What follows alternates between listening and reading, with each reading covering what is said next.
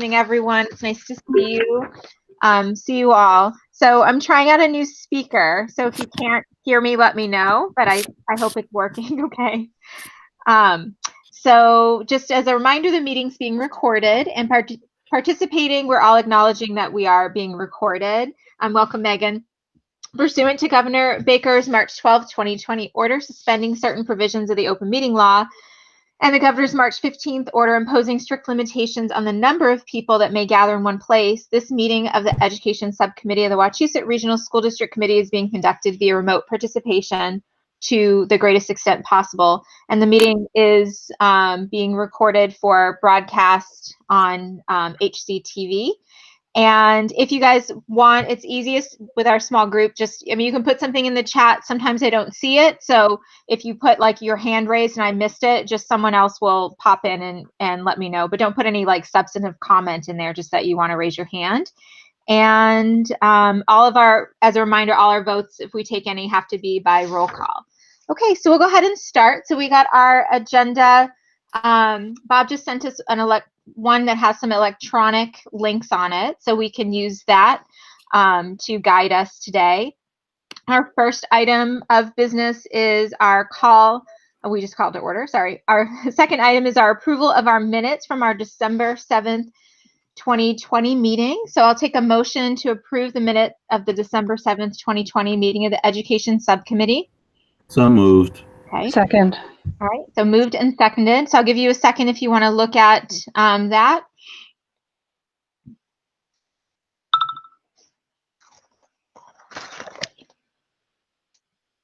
Does anyone have anything that needs to be amended? Okay. All right, seeing we do not have that, we'll take a roll call vote. And I know a few of you might be eating, but just, your name's coming up, so too quickly here. Okay, Member Bennett? Bennett, yes. Okay. Member Haber? Haber, yes. Member Imber? Imber, yes. Member Kirschenbaum? Kirschenbaum, yes. Member Longbalio? Longbalio, yes. And Member Shapiro? Shapiro, yes. And the chair votes yes as well. So those minutes are approved. So go to our next item on the agenda. Just got all these tabs open. So our next item is to discuss the district indicators that we began discussing the last meeting, our December 7th meeting. And in looking at, if we remember from it was a month ago that we were discussing the district indicators and been thinking a little bit about them. And in our discussion, we had the administration present us with some information, if you remember back, and you just reviewed it in your minutes as well. But they presented us some information that they had put together with indicators. And then our discussion started to go kind of in maybe a different way in which the administration was looking at the topics. So upon reflection about those district indicators, the whole goal of those indicators, so I'm doing a little bit of talking before we get to the discussion, and then we can discuss where we want to go. In thinking about those district indicators, we brought up things. So the administration had things like curriculum. I can't find my sheet now, of course, right before the meeting. But they had large ticket items like, can you remind me, Bob, of one of the titles on the side there of the sheet? Sure. Aligned curriculum was one. Yeah. Effective instruction was another. Professional development and collaboration was a third. Social emotional learning was another one.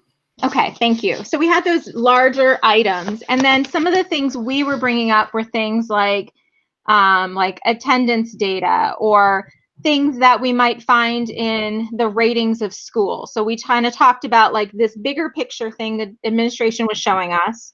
And we were also talking about, well, what about when people are looking at school districts and trying to determine if they're successful?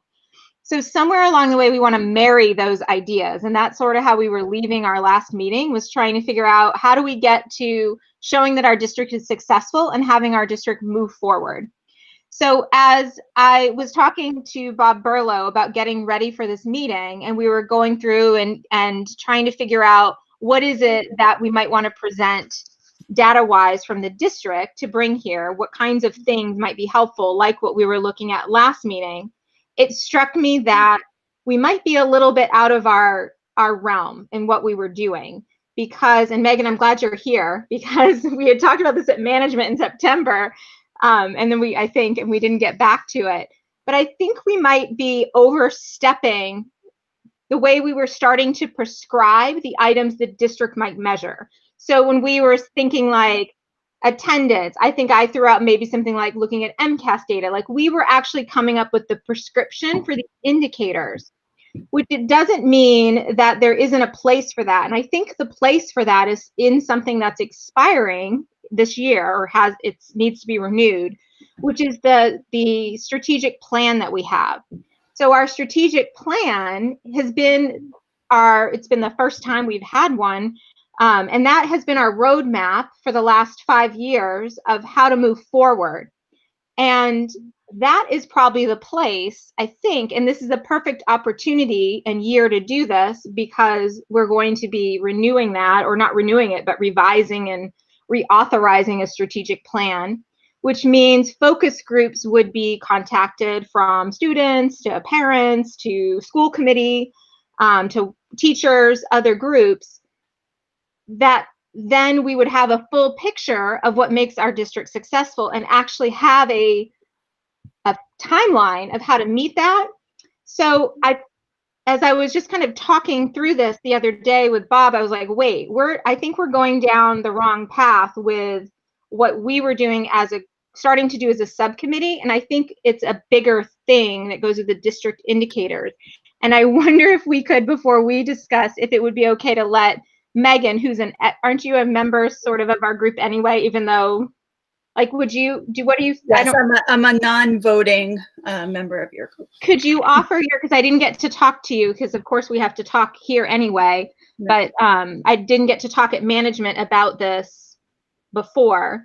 But what are your thoughts on that and the strategic plan being the place for these indicators versus just groups coming up with them? Yeah, so I mean, I think you hit on the obvious ones, right? Like things like attendance and MCAS data and those sort of things are always indicators of a district's success, but that is already tracked by DESI, right? Like those are measures that we have in place, and that, you know, the state is growing that list, right? So we look at like 9th grade failures now, and like, you know, percentage of students like going on to 2- and 4-year schools. So there's a wealth of information on the DESI website.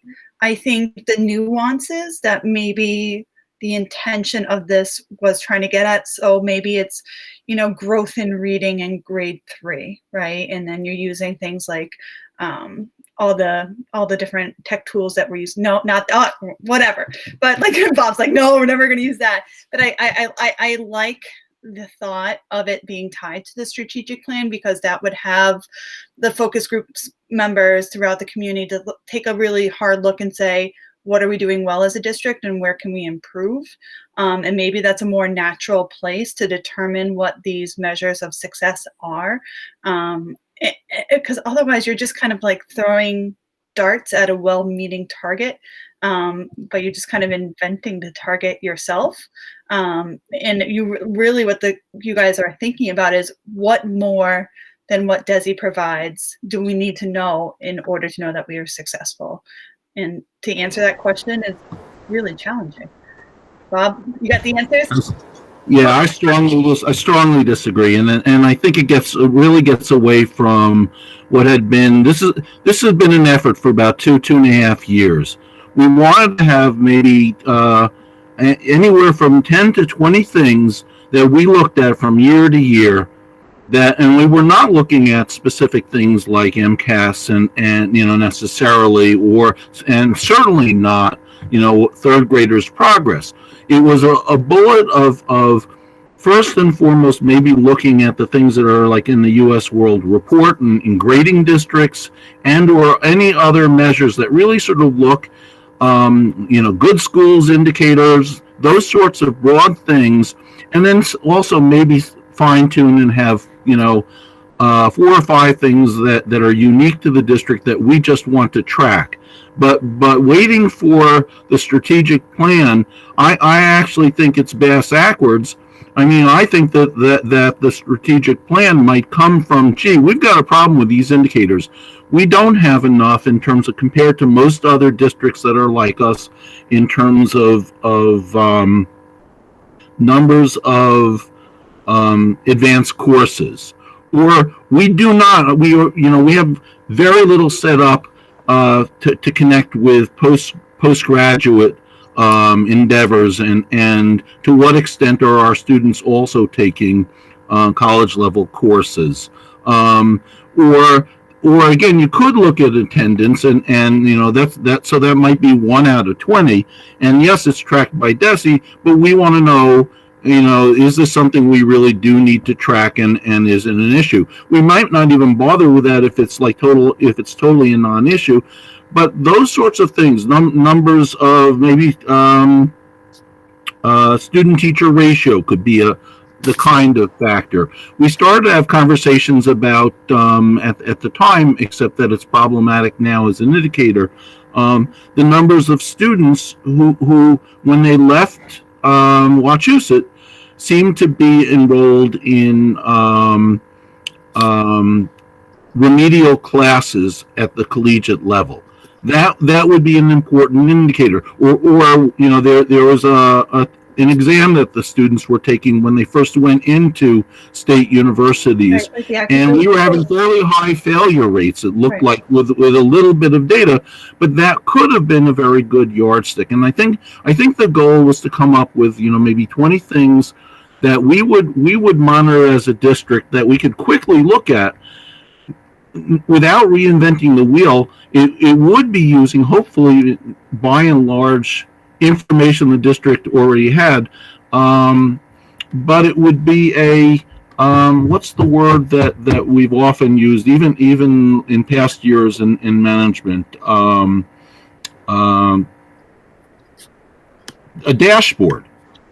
And the idea was to come up with this dashboard of items that we could quickly follow, and we could follow it from year to year to year to see how do we compare with other like districts, if possible, and certainly are we making progress with those sorts of things. And administration was really sort of tasked to come up with those kinds of things based upon both their own internal conversations and also by looking at national groups that tracks the quality of school districts to come up with sort of those quality indicators. I think once we have that sort of data in that dashboard, then I think you look and you say, oh, well, in our 5-year plan, here's some areas we really need to start addressing, and we then create a plan. So I think that has to all work the opposite way, and we ought to be using sort of more universal data points that we can track over a long period of time to see how do we do as a district, and how are we likely to be seen also by the rest of the state and by other states in terms of, gee, is Wachusett a great district?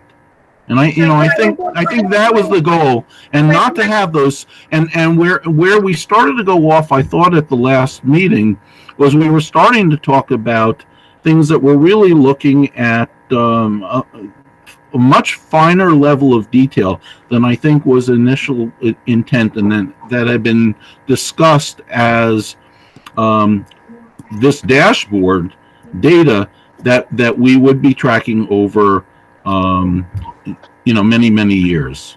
I guess, Bob, thank you for all your information. I think what is a sticking point for me, and I understand your perspective, and you're right that it's been 2 or 3 years that this idea came about, but it hasn't gone anywhere. And so that to me is saying something about something. I don't know what it's saying. But I started thinking about what you're talking about is really school improvement. So I started looking at other places and how they measure this and how they have this kind of dashboard that you're talking about. And I found 2 items, and those are on our agendas. And that's where I started thinking about the larger picture. So one of the items is like there's an organization called the Massachusetts Consortium for Innovative Education Assessment. So that can't really see. I don't know if I can share. See if I can do it. I'm going to share all of you first, I think, but let's see. So did it come up? Does it say what makes a good school on it? It's up. You want to zoom in just a little bit, Christine. Okay. So in this, is that good, Bob? That's much better. So what makes a good school? So this is from this consortium, and you can see some of the things that you just mentioned, or we've mentioned about, that they're seeing as narrow, misleading, income dependent, reinforced inequities. And it's really this, and those kinds of things, the traditional measures, those are available to us through DESE. They are available through other means. Whereas the items over here on these school quality measures, we've got what I think the district was starting to do in the administration with the document that they were sharing with us, because we see some of this reflected there, but we see these clusters, like looking at student engagement through looking at achievement and problem solving, looking at all these big picture things. Now the difference, I think, here is people belong to this consortium. They would join the consortium and get support from the consortium. The other document was on the agenda is the Boston Public Schools dashboard, like to mention the dashboard component, and they have a school quality framework, and they do something similar. They have student performance, teaching and learning, family, community and culture, leadership and collaboration, student access and opportunity. So it's these really big things that are similar to what would be in our strategic plan. And I understand what you're saying about you want to get this information now so we can start working on it. And we do have some of that information now. My concern is, and it's from you, Bob, I think, Bob Imber, from what you say to us all the time, is what is our job as school committee?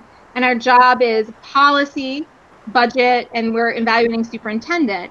So I'm wondering and questioning our going at this. Is the reason we don't have this after 2.5, 3 years, is it because we haven't created a policy in which we say we want the administration to come up with 10 whatever or however many things, or for us to review on a yearly basis through report? Is that why we don't have anything? Have we approached this in a way that hasn't gotten us to where we need to get to? Because we're spinning our wheels, and we're the only committee that is even talking about this, even though at management we said we would all talk about it. So I don't know where to go, and I can see you want to say something, Bob.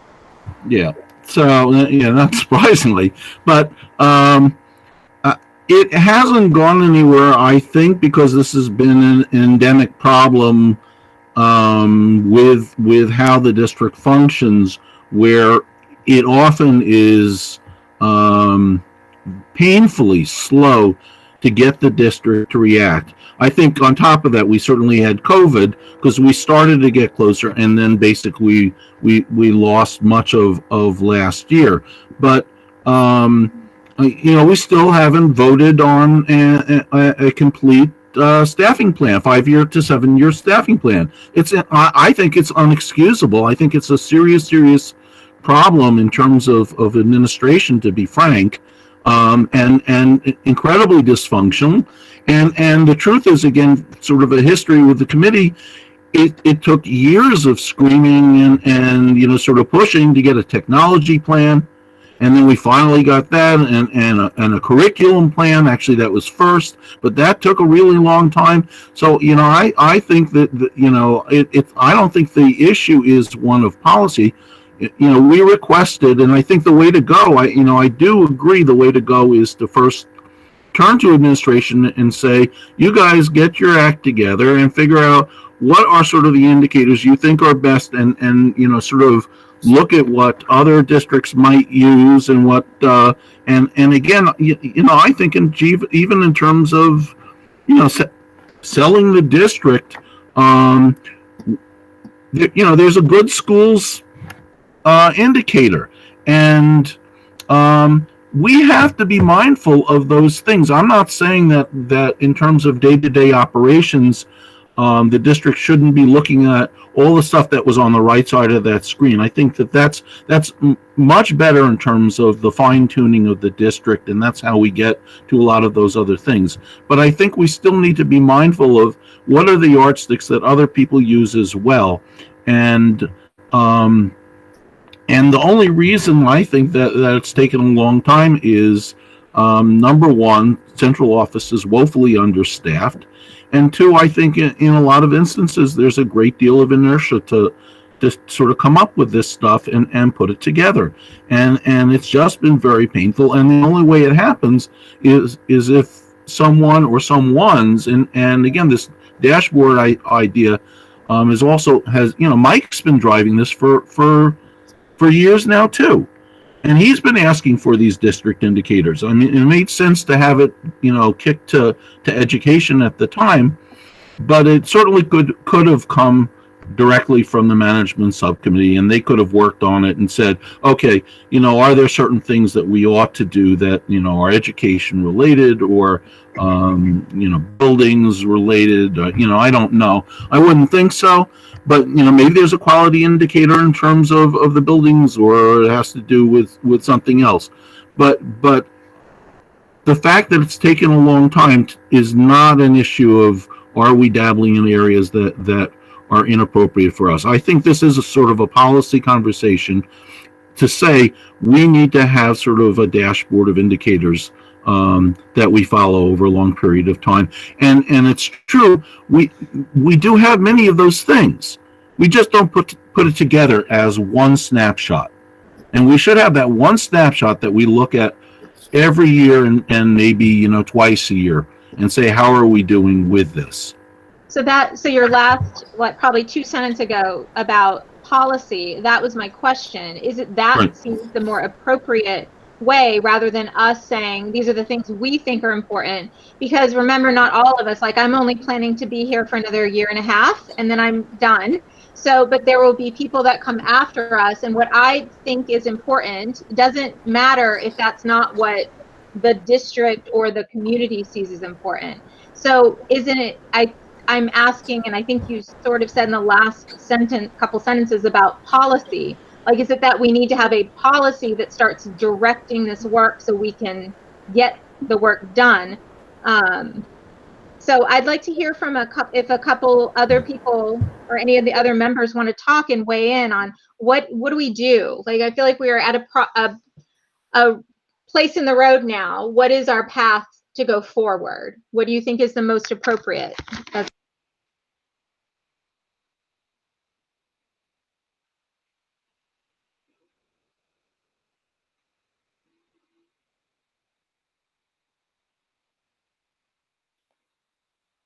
Sorry. For me, it's hard to make a judgment about this without actually seeing a list of the indicators that we're actually talking about, just because yeah.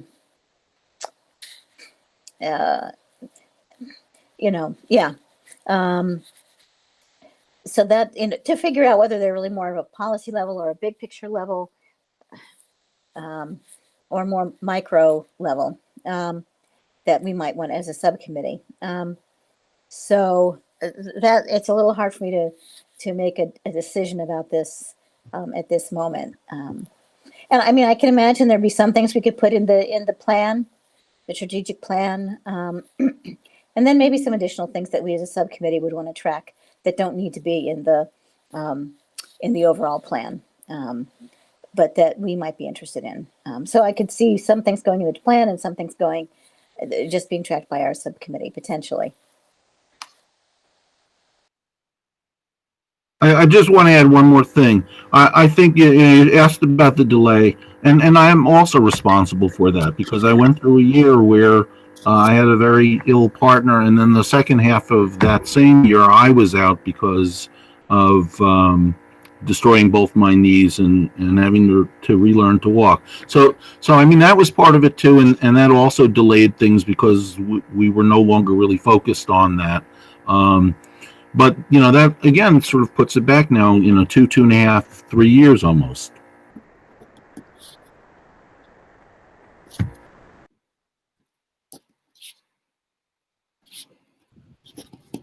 Charlotte, can I jump in here, Christina?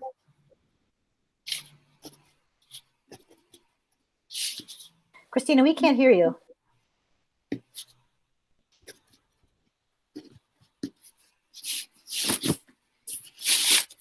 So I'm going to jump in. I don't know if Christina can hear me. I'm going to assume that she can unless I hear otherwise, but you could all hear me, right? Yes, we can. So, so in my experience, I have experience with NEASC accreditation, and NEASC accreditation, I understand, is at the school level, but one of the standards that a good school is is tasked to do is to have a plan to collect, record, analyze, and plan for improvements around particular data points. So in NEASC accreditation, they're not saying you need to identify ahead of time what NEASC does not identify the indicators of success. NEASC, from my understanding and my experience, says you need to have a plan and a procedure in place where you identify key indicators of success, you track that data, and then you make plans and procedures to make improvements towards anything that you analyze as deficits. So, I don't think that what I'm hearing from this conversation is not that it's an either or, but it's an and conversation. And I do think that our role as a long-standing body that is here to oversee the direction of the district is to say, okay, let's use that standard. For example, do we have a mechanism by which we as a district look at data, analyze that data, interpret that data, and then develop plans of action around that data? And I think that how we can show that is by having a dashboard. So the district might say, the people inside, I'm going to take off the fact that I work in education, right? But let's say I don't work in education. I wouldn't know which indicators are indicators of success for a school district, right? That would be the employees of the school district who are in it to identify, and to say, okay, this is the criteria that we need to, this is the procedure and the system and the process that we need to go through, but we're going to identify those data points. We can present those data points in a dashboard, and we have a system in place to analyze that. And I think that perhaps what we're missing is in that policy area where we say, do we have an annual review procedure that is clear, that is mandated, and that needs to be followed? And that gets reported out every single year. I think we have something already, but perhaps it's not robust enough, right? And that's why we're asking for more. And so, and I see this too at the school level, is that perhaps because we don't have something at the district level that's robust enough, that from my experience working at like Simcoes, sometimes it feels like there's not enough there for us to look at. So, if we were looking at just, I'm throwing out the data point at attendance records, right, as a district, but that also gets brought down into the school and the grade level, right? So if we can, I don't see that this being an either or, like I said, I think it's an and. I don't think that we are here to identify the data points, that I think that's our employees, the employees of the district to determine. We can provide feedback on that, but I think that we need to make sure that we do have a robust system that is clear and repetitive and brings us to, always anchors us back to the strategic plans and informs the strategic plans. So, I guess that's my long-winded way of saying, if we don't have a policy around this and we don't have a clear procedure that's implemented with fidelity, that's what we need to do. We need to have that. And I might still be too new to say that we don't have that, but it sounds to me, based on this conversation, we don't have it. Thank you, Laura. Can you hear me now? Yeah. Okay, sorry, I put myself on like double mute. So what I was saying before, thank you for your comments. I was saying to Bob, while I appreciate you taking responsibility, it's not your responsibility. I was vice chair during that time, and there was also a management subcommittee that was going. So it's not on you. So please don't feel bad. Please don't. But I so appreciate that. And I'm sure the members do as well. So I think we're getting kind of maybe closer that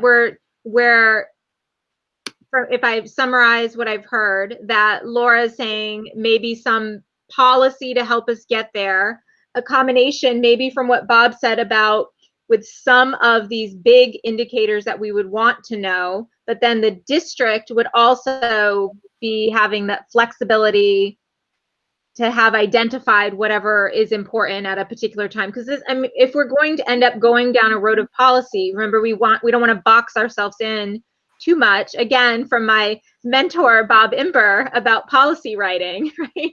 We want to make sure that we keep it so that it continues to live on.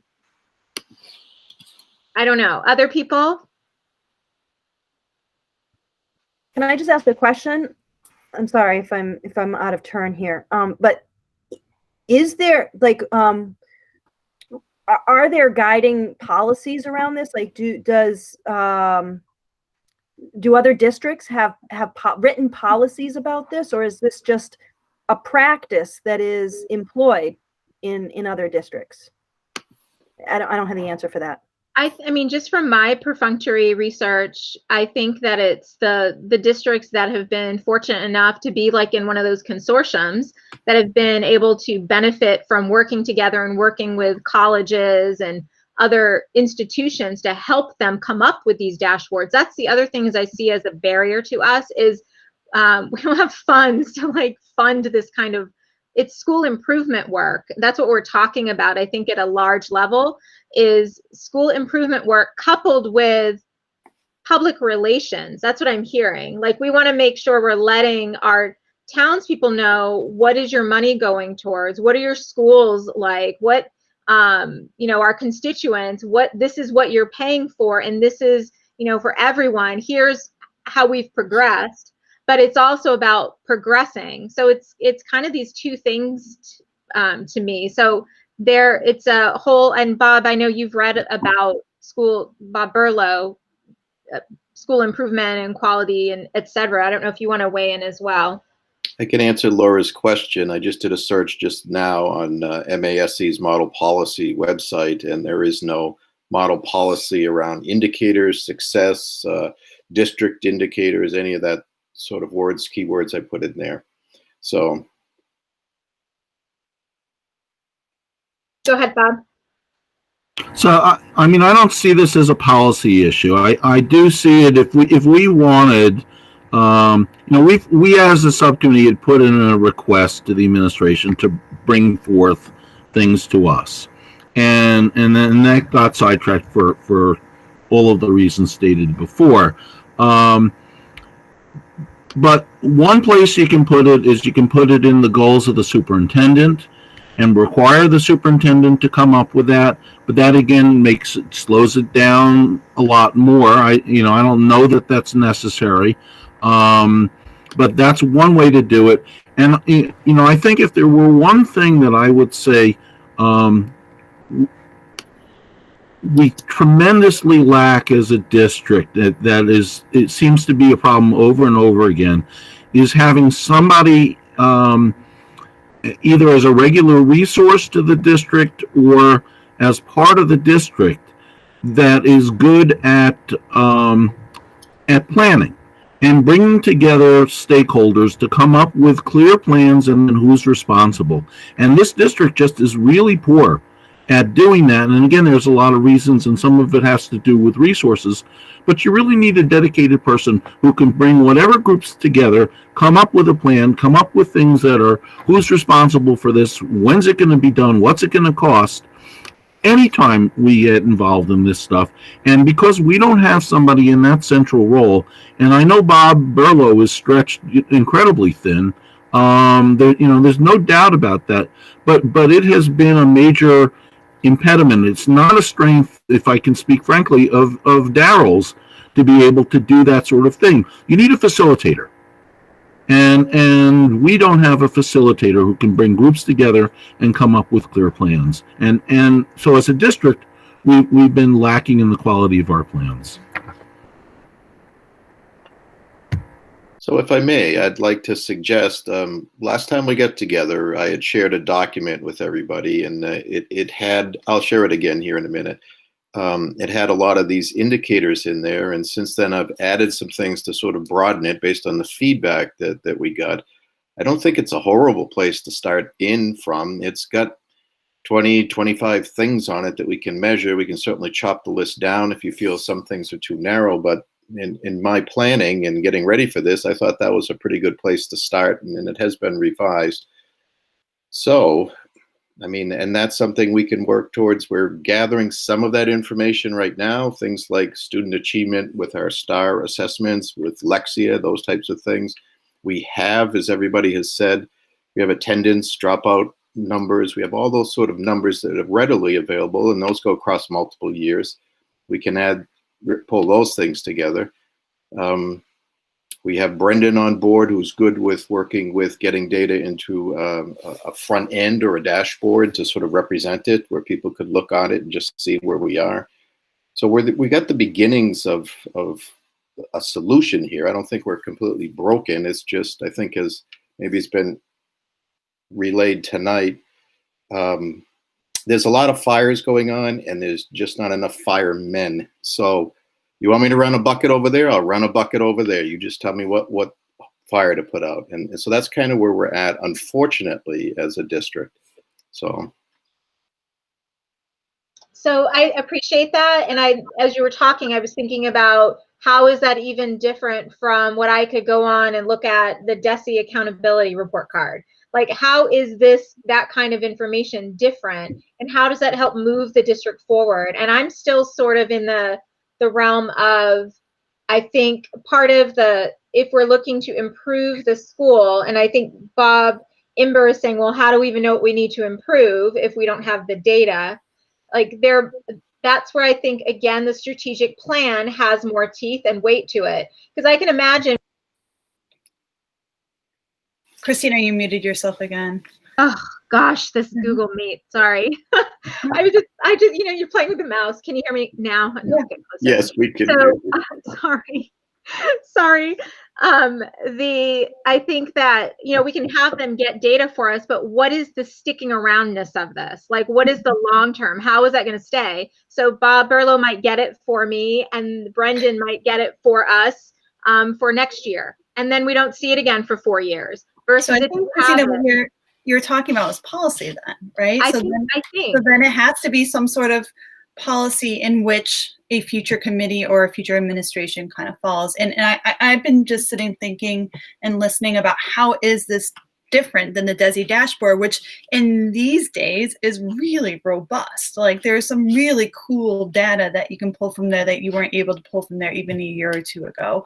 And I think the way that these models of other districts you speak of are different is either they have the consortium, right? Or they've gone through like a Bar Foundation portrait of a graduate process, or they've gone through a strategic plan process that puts this type of thing at the forefront of what they want to showcase to their parents and their community members and other stakeholders, or they have a very strong university partnership.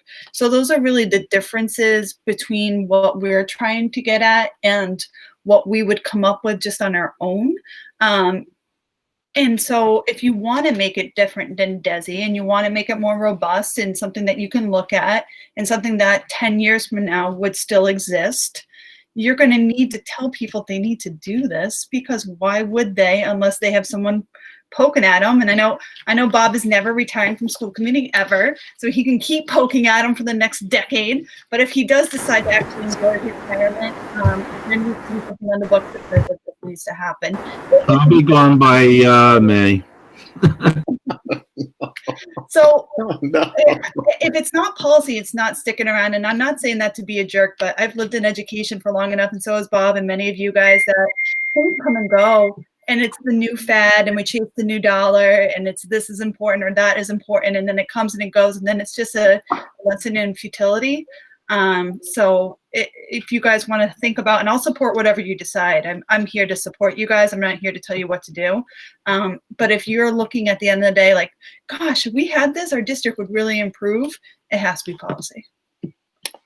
Or it has to be a decision you guys make in terms of budget, and maybe what Bob Imber has been getting at, which is we need to look at what do we need for staffing and that type of thing. Exactly. If we have someone hired and this is their job, then obviously we're going to have a quality dashboard that's continuously updated. We don't have a data person, right? The Massachusetts district does not, as large as it is, it doesn't have someone that their sole job is data analysis, which a lot of districts have, to look at the star rating, right? To look at the Lexia, to look at the ST math, right? They're digging into this minutia on a daily basis, and we don't have somebody in that role. Thank you. Linda, did you want to say something? Thank you, Megan. Yes, I do. As I mentioned, it's hard for me to make decisions about this without seeing something, some of the indicators in front of us. So I'm wondering, could we look at the DESI dashboard at our next meeting and understand what's there? And then maybe that'll help us figure out what's not there. And then Happy to do that. That would be helpful to me. That would be helpful to me as well. And you know, maybe we don't have to reinvent the wheel, and maybe all we need to do is, my fear is that's too robust and it's got too much information, but maybe it's not. I'm just not familiar with it. And if it has everything that we already need, then we just put the link onto the district site, and we also, maybe we make a policy that the DESI dashboard will be reviewed by the education subcommittee once a year or twice a year. But if it's too robust, then that doesn't really get to, I guess what I'm envisioning is something that somebody looks at very quickly. Anybody, a layperson, they look at the 25 things that are listed, and they can see how is the district doing over time, and whether that's getting better, and maybe comparatively, how does that compare to the state or to similar districts? And it's just a very fast piece of information. And then then you get down into the weeds and figure out, okay, what do we do about this or that? But it's that very fast sort of quick look at 25 things.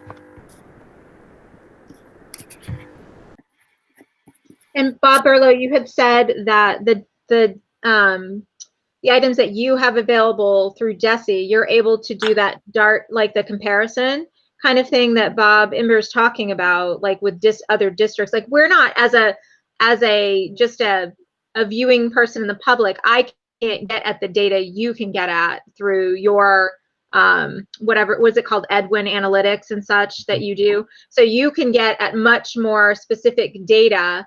So if you can show us on that tour some of the things you think we might be interested in, because maybe that's where we get some of these items from, is we ask for those specific items to be put in a static way on the dashboard that we would create, that we can't see is from the viewing public. Does that make sense? Christina, I think that's a good way to synthesize this. What we're talking about is a lot of data that's in a lot of different areas. And if we had a tool where we collect the yearly data and update our local dashboard with, here's now this year's numbers for attendance, those types of things. Yes, I can see down to the student level. We never would do that at a school committee level. I would be reticent even to get down to individual teachers or schools, because then it's, well, what's with that school or this school, I don't think that's what we're charged with. We're charged with, fixing general problems and trends and those types of things.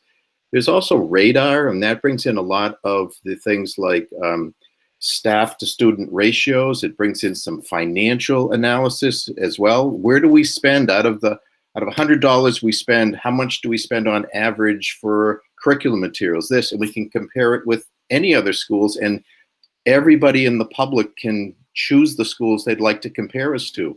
So I'll show us that as well, and we can see if we wanted to pull some stuff out of that. And we've talked in the past in EdSub, I've shown you guys the comp schools that I believe are a good match for us, and we've sort of seen some trends and analysis, but that's also readily available. We can look at that as well. So maybe what we are talking about is collecting information from these disparate and a variety of tools and bringing them to our front end so people can just see sort of the trends right in front of them,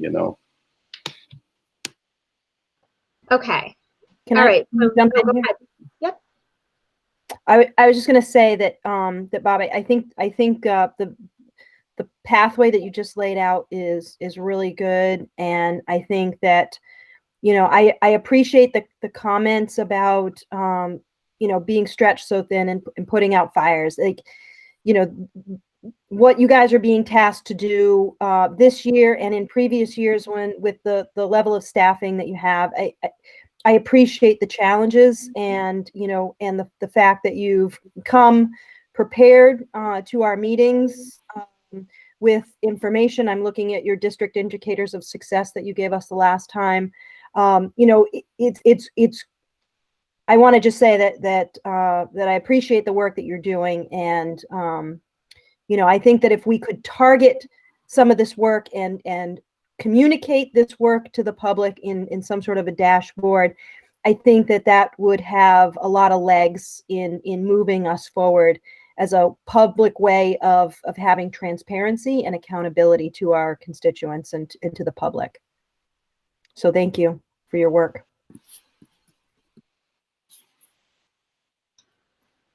Thank you. Sherry, did you want to say something? You look like you want to. No. Krista? So, I mean, stop me if this is, ignorant, or if I'm just like, the brushstrokes are too broad on what I'm saying. But I feel like all of the information that you guys are seeking is already out there somewhere, and it just needs to be put into a dashboard. And the issue and what we're talking about and how long we've been talking about it is really just, a tech person going out there, gathering it and putting it on there. And didn't we just get a tech person or some tech people to, maybe they can assist and maybe that can be part of what they are doing. It could be. It could be. We hired them for something different, but it could be. See, and that's what I guess maybe I shouldn't hold back. I've been in enough districts to know that this is one of the faults we have here at Wachusett. We hire somebody to try to fit a need, and then we stretch them so thin they can almost do nothing successfully. And I think we just have to change. I've maybe said this phrase a few times at EdSub. We have to stop being cheap, and we definitely have to be frugal, though. I'm not saying we just need everything under the sun, but we have to stop being so cheap that we just can't get in front of ourselves. And I feel that's kind of what this pandemic has really brought to fruition, between the HVAC, having HVAC machines down for 10 plus years. I mean, that's just not what we need. We have to get in front of it, and then we have to keep going.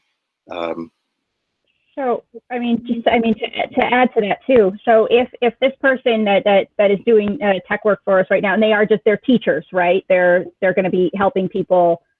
Yep, their job is to teaching the teachers how to tech, right? How to use technology in the classroom to educate kids. That's great. That's good. I'm so glad that they're there. They will be here. We're in the midst this is something that I feel like it doesn't have to be a full-time position. This is something that can be a gig-based thing that could be, hired out, honestly, because you just get it done, and then you can hire the same person to gig and do that again and update it in a couple of months, and then update it again in a couple of months. And it doesn't have to be something that's super expensive. I think it can update itself if it's set up properly.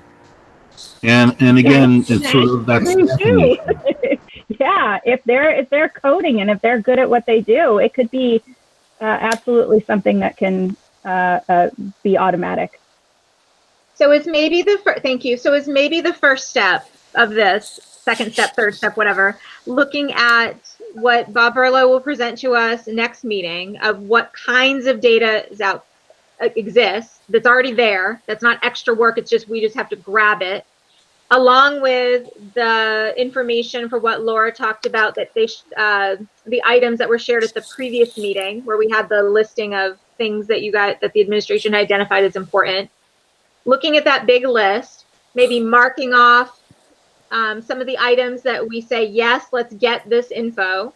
And then it does seem maybe the next step would be, once we identify these things, is we probably would want to put some short policy together that says on an annual basis, this information would, there was some dashboard.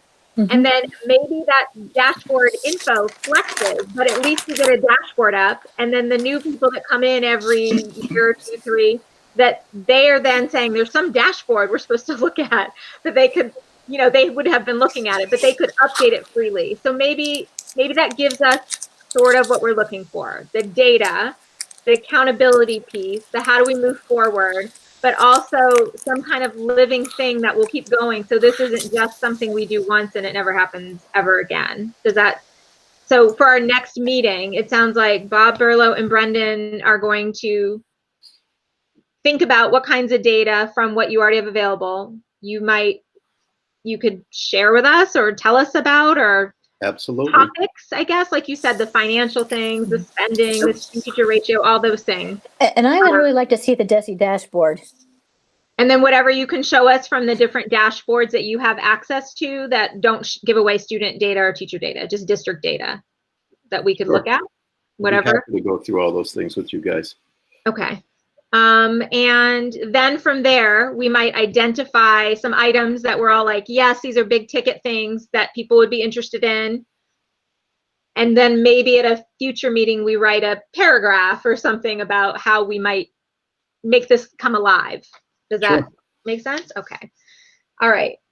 Whew, that was interesting. That was good, I think, to get through, like, what are we going to do? And then, of course, we do have the strategic plan that we will be working on, either in tandem or separate, but that is something that will. One more time. I muted myself again. It's my stuff's so sensitive here. I'm putting stuff on my keyboard. That's the problem. All right, and it's 6:53, and we should probably make a motion to adjourn, so you can take a little break before our next meeting. So I'll take a motion to adjourn if someone would like to make that. Before I make the motion, can I just ask that the next meeting, I really think that we need more than an hour to really have a conversation, and it just seems like we're trying to, jam things down and get it done. And I really, I value the conversation that we can have, and I just think we need more time. So our next, and I think we had scheduled one before, but then something happened and we couldn't do it. Yeah. That's good. So it looks like our next school committee is the 25th, and we can't do the 18th. And you guys said Mondays are best for you, right? Because we already have them. So no, I mean, I think we could do another day. If we could propose maybe another day that we could, so that we're not trying to get it done an hour before. No, I mean a day that's not a school committee meeting, like a Monday that's not a. I understand that. Oh, sorry.